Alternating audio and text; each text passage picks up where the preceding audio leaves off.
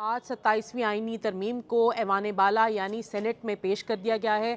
इसके चंद अहम नुकात हैं, जिसमें सबसे अहम जो समझा जा रहा है वो आर्टिकल 243 है, जिसमें आर्मी चीफ को चीफ ऑफ डिफेंस फोर्सेस का इजाफी ओहदा भी दिया गया है। इसके साथ साथ जो joint chiefs of staff committee का ओहदा था उसको अबॉलिश करने का यानी ख़त्म करने का कहा गया है, और ये ओहदा रवा माह 27 नवंबर को ख़त्म कर दिया जाएगा। वो नई कमांड पोजीशन जो है उसकी तख्लीक करने की तजवीज़ दी गई है, और ये ओहदा है कमांडर नेशनल स्ट्रेटेजिक कमांड का, जो कि वज़ीर आज़म की जानिब से अपॉइंट किया जाएगा। और ये CDF यानी चीफ ऑफ डिफेंस फोर्सेस की तजवीज़ पर या उनकी मुशावरत से इन्हें अपॉइंट किया जाएगा। चीफ ऑफ डिफेंस फोर्सेस होंगे वो पाकिस्तान आर्मी से उनका ताल्लुक़ होगा। साथ साथ दीगर तजावीज़ में जो गवर्नमेंट है या हुकूमत वो मुख्तलिफ ऑफिसर्स को field marshal, marshal of the air force और एडमिरल ऑफ द फ्लीट तैनात कर सकती है।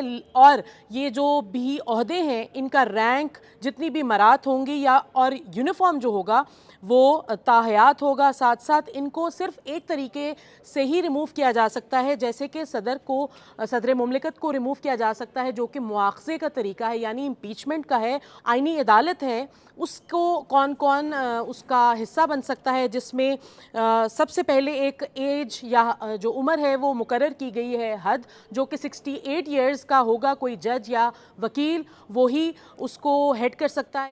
वफाकी आईनी अदालत से सुओ मोटो के इख्तियारात जो हैं वो वापस लेने की तजवीज़ इसमें शामिल की गई है। अब देखना ये होगा कि सेनेट या फिर कौमी असम्बली या फिर मुतल्लिका जो कायमा कमेटियाँ हैं उनसे मंजूरी के बाद इनमें से कितनी तजावीज़ जो हैं वो मंजूर की जाती हैं या इसमें निकाली जाती हैं, और उसके बाद ही तजावीज़ अप्रूव होने के बाद या दोनों सेनेट और कौमी असम्बली से मंजूर होने के बाद ही और सदर जो है सदर मुमलिकत उनके दस्तखत के बाद ये बाकायदा कानून इन तजावीज़ को बनाया जा सकेगा।